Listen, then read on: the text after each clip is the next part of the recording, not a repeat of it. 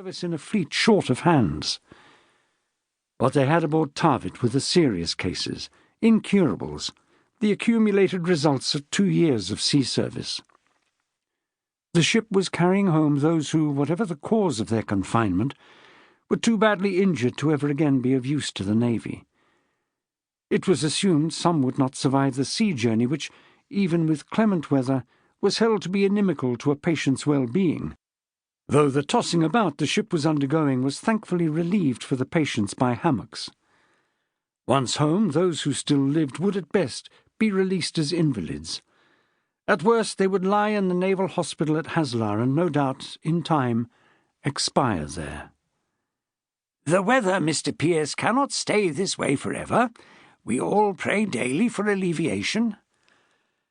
"Since I do not pretend to believe in divine oversight, Mr. Fuller, I will leave the begging for a better future to you. But I will say this. If the weather deteriorates further, we may have to come about and return to Leghorn." "Surely a decision for Mr. Hawker." "I, sir, am not on board for adornment. If the service insists on a naval officer taking a place aboard a chartered vessel, it is, I must inform you, one of ultimate responsibility." That got a pinched look from a small fellow with ginger hair and bad, blotched skin. Pearce, taller by far, even sitting, was not about to admit it was a discussion in which he and Hawker had already engaged. They found themselves in agreement as to what might be necessary if the present weather showed any signs of deteriorating, although neither was happy to adopt such a course. Certainly they had no need to consult a fellow who was held to be no more than a counter of beans. That said, the ship's master was an employee of the company, and might be sanctioned by them for his actions, especially if the Navy Board sought recompense for a contract questionably executed. John Pearce had his own concerns, which made the notion of a return to Leghorn unpalatable. Yet right now he was more anxious to cover himself, given he was returning to England and an uncertain future. "I require from you, sir, a written explanation as to why you declined to see to the proper trim of the ship. It has already suffered damage to wood, canvas, and cordage, which will cost money to repair. That, given the cause, is not something that should fall as an expense to the King's Navy." "And I, sir, decline to provide it. I have done my duty by my employers, and that is where my obligation lies." "Then I must tell you it is a daily entry in my log, and that will be true of today. Your refusal will be noted." That got a sly smile, exposing uneven and yellowing teeth. "While I, sir, will record your threat. It is a habit among naval officers, sir, and a bad one, to think their orders are holy writ. The man who held your post on the voyage out shared the fault.